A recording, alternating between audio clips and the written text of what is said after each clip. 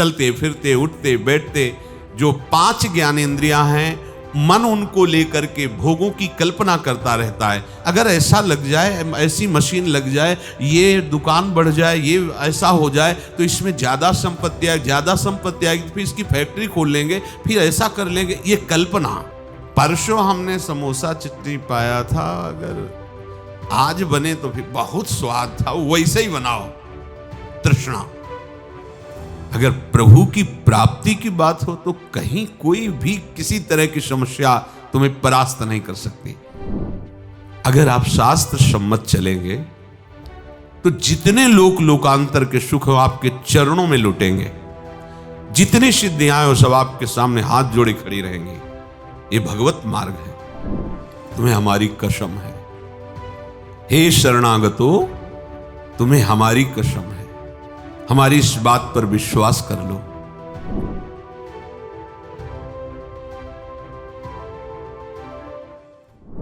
कल्पना।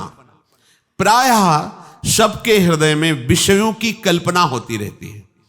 चलते फिरते उठते बैठते जो 5 ज्ञानेंद्रियां हैं, मन उनको लेकर के भोगों की कल्पना करता रहता है। कभी रसेंद्री की कल्पना, कभी श्रवणेंद्री के भोग की कल्पना, कभी जनेंद्री के भोग की कल्पना, ऐसे वो कल्पना में घूमता रहता है। साधु कल्पना नष्ट करता है, वो कल्पना में नहीं घूमता, वो भावना में विचरता है। साधु और संसारी पुरुष में अंतर है, संसारी पुरुष कल्पना में विचरता है। अगर ऐसा लग जाए, ऐसी मशीन लग जाए, ये दुकान बढ़ जाए, ये ऐसा हो जाए तो इसमें ज़्यादा संपत्ति आएगी, ज़्यादा संपत्ति आएगी, फिर इसकी फैक्ट्री खोल लेंगे, फिर ऐसा कर लेंगे, ये कल्पना। ऐसा मकान बन जाए, यहां ऐसा ऐसा ऐसा, वो कल्पना में विचरता रहता है।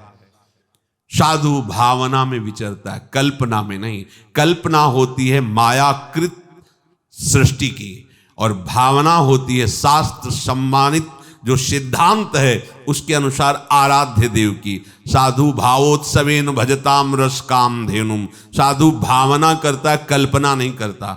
साधु कल्पना को मिटा देता है। देखो, कभी कल्पना तो नहीं होती तुम्हारे हृदय में, भावना होती कि कल्पना। यदि कल्पना तो अभी हृदय सांसारिक है, मिटाओ उस कल्पना को भावना के द्वारा। भावोत्सवेन भजताम।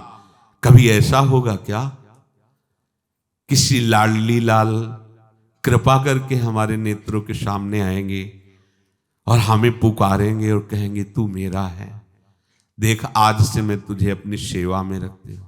कभी ऐसा होगा? कभी श्री जी अपने गले की माला प्रसादी हमें देंगे, कभी श्री जी अपना पाया हुआ पान प्रसाद हमें देंगे। क्या कभी लाडली जी के गोरे चरणों को अपनी गोद में लेकर के धीरे धीरे उनमें महावर की रचना, क्या ऐसा सौभाग्य होगा? कभी ऐसा सौभाग्य होगा मैं प्रीतम को प्यारी जी से मिलाने के लिए उत्साह युक्त करके जा रही हूं सेवा सामग्री पास है, क्या कभी ऐसा होगा? वृंदावन में हम प्रेम उन्मत्त होकर, शरीर की कोई शुद्ध नहीं, लाडली लाल के प्रेम में विवश होकर, क्या कभी ऐसा होगा? यह है भावना। जो आराध्य देव के प्रति प्रतिपल ऐसा चिंतन हो उसे कहते भावना में, और वही भावना सिद्ध हो जाती है तो क्या सब हट जाता है। वो देखता है यही कर रहा है, वैसे ही सब प्रतिपल सेवा में मगन है। साधु कल्पना मिटाता है। अब आपको देखना है इनमें से कि आप क्या हो, खुद अपने हृदय में देखो। तभी कहते श्रवणेंद्री को मजबूत करो। जब आप अपने हृदय को देखोगे कि सारे दोस्त तो हम में ही हैं, तो अभिमान नहीं रह जाएगा। और अभिमान का गलित होना सारे सद्गुणों को प्रकाशित करना है। दैवी संपदा का बुलावा है, और अभिमान आ गया तो आई हुई दैवी संपदा भी अंतर ध्यान हो जाती है और आसुरी संपदा आ जाती है। साधु एक ही चीज मिटाता है, चाह। अगर चाह बनी हुई कुछ भी प्रभु के सिवा, तो ये साधुता का कलंक है। कोई भी चाह नहीं। चाह मिटी, चिंता मिटी, मनुआ बेपरवाह। जाही न चाही कबहु कछु न चाही, ये हमारी सिद्धि है।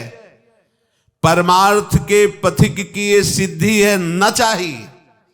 और यहां गुरु न चाही, सिद्धांत न चाही, प्रभु न चाही, पर ये चाही।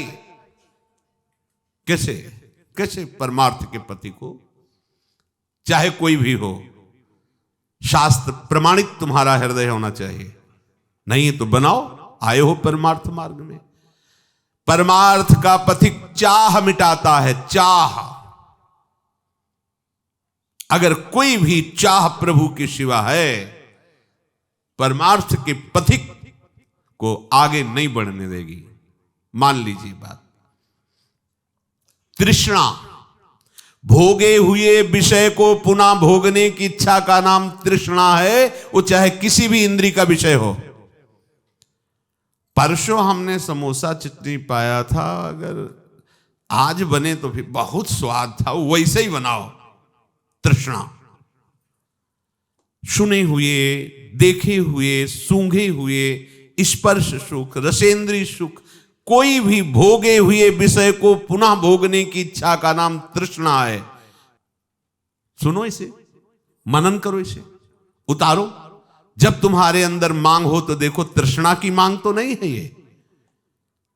कभी भी जीवन में कभी भी जो भोगे हो उसके संस्कार हैं, अनंत जन्मों के संस्कार हैं। उन्हीं को भस्म करने के लिए तो परमार्थ के पथिक बने हो। जो दुर्वासना मम सदा परिकर्षयंती, उसी को भस्म करने के लिए तो साधना कर रहे हो। और काहे की? कभी भी ये तृप्त नहीं होती, चाहे जितना खा जाए कभी नहीं तृप्त होती। योग वासिष्ठ में बहुत इसका वर्णन है कि उपासक इस तृष्णा रूपी डाइन से बच जाए, ये कभी आघाती नहीं। भोगते रहो, भोगते रहो। एक ही भोग नहीं, जो भी भोग इंद्रियों के हैं उनको पुनः भोगने की इच्छा का नाम तृष्णा है। कलह, आपस में किसी भी तरह का बैर विरोध तभी होता है जब दूसरे से हमारी मांग होती है अनुकूलता की।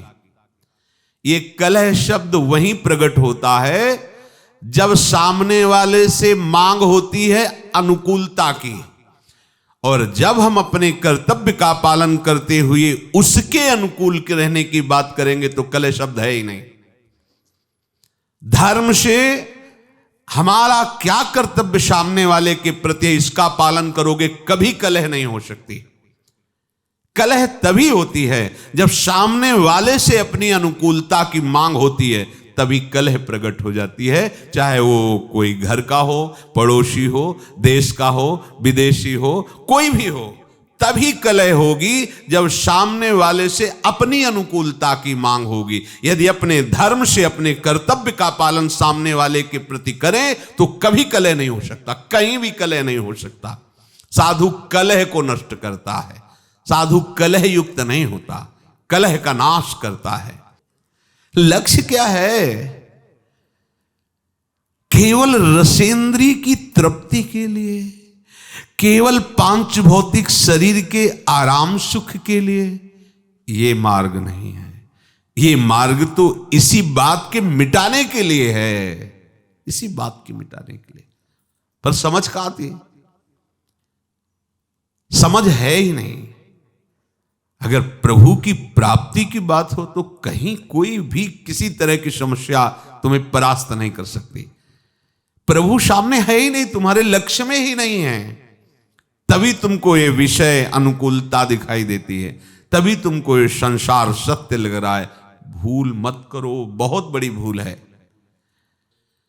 आशा भोगों की, जीने की, सुख की, मान की, प्रतिष्ठा की, साधु इसे नष्ट करता है, सजाता नहीं है। जब हमारी चाह ही नहीं है इस बात की, तो इसके विपरीत मुझे कुछ मिले तो दुख भी नहीं होगा, क्योंकि हमारी इसकी चाह ही नहीं थी। अगर है भी तो इसे मिटाना है, ये आशा हृदय में नहीं रहनी चाहिए। ना तो जीने की, ना तो किसी भोग सुख की, ना तो मान प्रतिष्ठा की। आशा ही परमम दुखम, नैराश्यम परमम सुखम। इस मार्ग का उपासक आशा को नष्ट करके नैराश्य में बदल देता है। उदासीनति रही गुसाई। कहां समझ में आता है? क्या सुना है? कहां उदासीनता जगत के प्रति है? नहीं, भक्ति के प्रति उदासीनता है। सिद्धांत के प्रति उदासीनता है, और जगत के भोग ये मित्र लगते, ये प्यारे लगते हैं। आशा का नाश करो, तभी साधु बन सकते हो। जिस मार्ग में आप चल रहे हैं बार बार नहीं मिलता, और ये मार्ग ऐसा नहीं है कि आप आराम से मुस्कुराते हुए चले जाओ। नहीं, यहां बड़े बड़े चोर लगे हुए हैं, ठग लगे हुए हैं, फुसला के बहाने से आपकी सारी अध्यात्म शक्ति को लूटने के लिए वो तैयार हैं।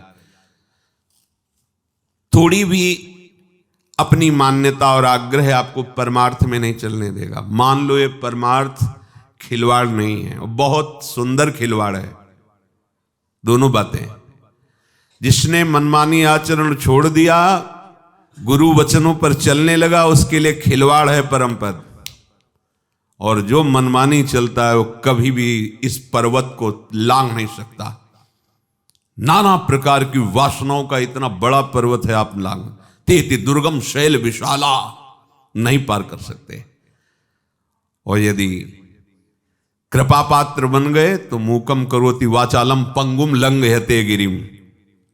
पंगुम लंघयते गिरिम, पैर भी ठीक नहीं फिर भी पार चढ़ जाओगे। यत कृपा तब हम बंदे परमानंद माधवम, वो माधव की कृपा का जो आश्रय ले लेता है सब बात बन जाती। कृपा पात्र वही होता है जो अपना आग्रह दुराग्रह नहीं रखता, केवल शास्त्र सम्मत मार्ग का अनुसरण करता है। शास्त्र क्या कहते हैं ये हमारी समझ ठीक नहीं बैठती, तो गुरुदेव क्या कहते हैं ये बात हमें समझनी होगी। हमारी श्रवणेंद्रिय कमजोर है, 5-5 वर्ष से सत्संग सुन रहे, कोई फर्क ही नहीं पड़ रहा। क्यों? क्योंकि लक्ष्य ही नहीं है भगवत प्राप्ति। अगर भगवत प्राप्ति लक्ष्य है तो कभी कभी वही आराध्य देव गुरुदेव प्रतिकूलता का स्वांग रचते हैं, तो उस उपासक के हृदय का लक्ष्य जो है वो उसके हृदय में छा जाता है, और निर्णय निकलता है कि अब मेरा अस्तित्व क्या है। ये चाहे प्रशंसा करे, माला पहनावे, या अपमान करे, निंदा करे, अब मैं बचा ही नहीं, ये अपनी ही प्रशंसा कर रहे, अपनी ही इनका खेल है। अब मेरा अस्तित्व क्या है? मैं ये है। जो भगवत लक्ष्य को दृढ़तापूर्वक स्वीकार करके चलने वाला उपासक है, उसकी ये स्थिति होती है, उसको इससे कोई परवाह नहीं आती। पर श्रवणेंद्रिय कच्ची है, सुना ही नहीं अभी तक। ये आश्चर्य की बात। पानी में मीन पियासी मुझे सुन सुनी आवे हांसी, जल में खड़ा है भी प्यास प्यास रट के मर रहा है। अरे थोड़ा ग्रीवा झुका देख, जल में खड़ा है। थोड़ा अहंकार नीचा कर, अहंकार मिटा देख, अमृत समुद्र वृंदावन धाम में बैठा हुआ है। अब कौन सा तुझे सुख चाहिए? पर जब तक अहंकार है, वृंदावनी इह विधि बसे तज के साबाभिमान, केवल अभिमान शब्द नहीं लिखा, साब विद्यारूप महत्व गुण धन जोबन अभिमान, सठकंटक देखे जहां रहे न भक्ति निदान। आए किस लिए हो? भगवत प्राप्ति के लिए। अगर नहीं तो समय नष्ट मत करो, एक मार्ग चयन करो, या तो प्रवृत्ति मार्ग या तो निवृत्ति मार्ग। निवृत्ति मार्ग तुम्हें अगर केवल इसलिए लग रहा है कि खान पान विश्राम और सुविधा, तो भूल मत करना, बहुत ही आपको भ्रम में फंसना पड़ेगा। मेहनत करो, अन्य जीवों को सुख पहुंचाने की चेष्टा करो, नाम जप करो, स्वयं खाओ, दूसरों को खवाओ, प्रवृत्ति मार्ग। और घोर शासन युक्त रखकर अपनी इंद्रियों को अपने आराध्य देव के अनुकूल आचरण करते हुए पूरा जीवन व्यतीत कर दो, निवृत्ति मार्ग। बीच में मत रहो। सेवक जी उनको मजरेडो कहते हैं, मजरेडो, ऐसे न वैसे रहे मजरेडो। ये बीच के लोग हैं, ये न घर के होते हैं न घाट के होते हैं, इसलिए बहुत सावधान। हर उपासक अपने लक्ष्य को प्रतिपल सामने रखे। जो लक्ष्य को सामने रखता है उसकी कोई शर्त नहीं होती, वो बिना शर्त का बिका हुआ होता है। ये जितने शर्त वाले हैं ये सब अपने मन में बिके हुए हैं, ये मन के अधीन है, ना गुरु के ना शास्त्र के। बहुत सावधान। अगर आप शास्त्र सम्मत चलेंगे तो जितने लोकांतर के सुख हो आपके चरणों में लुटेंगे, जितनी सिद्धियां हो सब आपके सामने हाथ जोड़े खड़ी रहेंगी। ये भगवत मार्ग है। इसके लिए थोड़ी आपको भगवत मार्ग का प्रयोग करना है, ये तो बाधा रूप से आपको घेर लेंगी। इसके लिए हमें आराधना थोड़ी करनी है, ये हमारा लक्ष्य थोड़ी है। सही पूछो तो लक्ष्य को ढकने के लिए आपको घेर लेंगी। और आप प्रभु के दास हैं, अनंत ऐश्वर्यशाली प्रभु आपके स्वामी हैं, तो मृत्यु लोक का ऐश्वर्य क्या चीज है? अरे ब्रह्मा का भी परमेष्ठी पद बहुत हल्का लगता है। जो हरिदास है ब्रह्मा का भी पद बहुत हल्का लगता है। इन भोगों के लिए वो आराधना का प्रयोग करे, साधु वेश का प्रयोग करे, अपने शास्त्र ज्ञान का प्रयोग करे। ये तो बहुत ही बड़ा ज्ञान है, मान रहा है अपने को ज्ञानी। इसलिए सावधान। यही परलोक सकल सुख पावत, मेरी सो भैया कृष्ण गुण संचो। आचार्य चरण को शपथ देने की क्या जरूरत थी? विचार करके देखिए। तुम्हें हमारी कसम है, हे शरणागतो, तुम्हें हमारी कसम है, हमारी इस बात पर विश्वास कर लो। क्योंकि जानते हैं पाए जान जगत में सब जन कपटी कुटिल कलयुगी टंचु। ये सब कलयुगी जीव कलयुग के द्वारा मलिन किए हृदय वाले, कपट छल वाले हैं, संशय वाले हैं। इसलिए कह रहे मेरी सो, तुम्हें मेरी शपथ है, यदि तुम कृष्ण के गुणों का गायन करोगे, उनका चिंतन करोगे, मनन करोगे, तो तुम्हें इस लोक में भी और परलोक में सदा सुख ही सुख मिलेगा। तो हमें सुख लक्ष्य करके प्रभु का भजन नहीं करना। लक्ष्य भजन है, ये अपने आप आपको पीछे पीछे डोलते नजर आएंगे। सावधान। ये श्रवण मनन में बैठा लो। आपकी श्रवणेंद्री बलवान होनी चाहिए। श्रवण से ही शरणागति होती है और श्रवण से ही शरणागति की पूर्ति भी होती है। यही प्रारंभ है और यही विश्राम है। आपका श्रवण ही कमजोर है, तभी आपका परमार्थ संबंधी स्वेच्छाचार नष्ट नहीं होता। यदि श्रोत्रिय आप बन जाएं तो ब्रह्मनिष्ठ होने का मार्ग मिल जाएगा, पर श्रोत्रिय ही नहीं हो पाते। तुम्हारे श्रवण कमजोर हैं।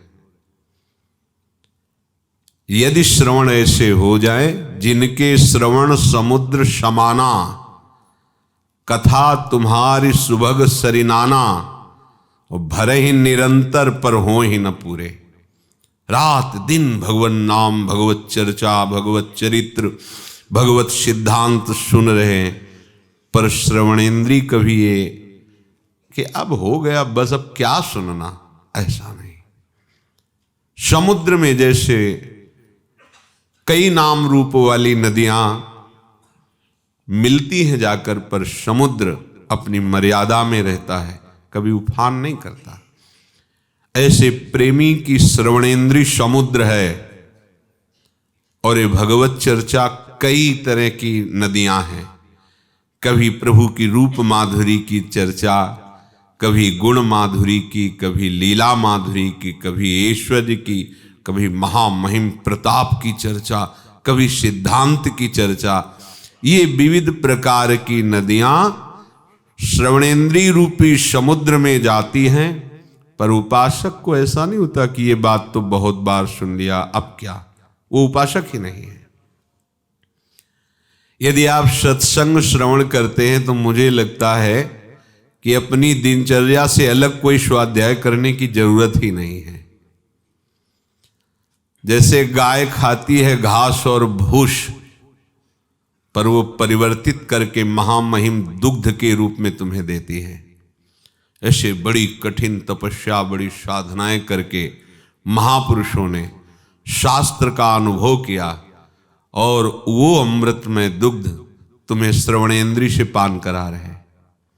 तुम्हें अब घास खाने की जरूरत नहीं है, भूस बटोरने की जरूरत नहीं है, तुम्हें तो दूध और घी मिल रहा है, खाओ और स्वस्थ हो जाओ, स्वस्थ अपने स्वरूप में स्थित हो जाओ। जो शब्द सुने उसे अपने में देखें कि है कि नहीं है। अगर अपने में नहीं है तो उदास होकर उसे धारण करने के लिए तत्पर हो जाना चाहिए। यही उपासक का लक्षण है। अगर मनमानी आचरण, तो हमें लगता है कि उसका लक्ष्य ही नहीं बना भगवत प्राप्ति। नहीं, ऐसा कैसे हो सकता है?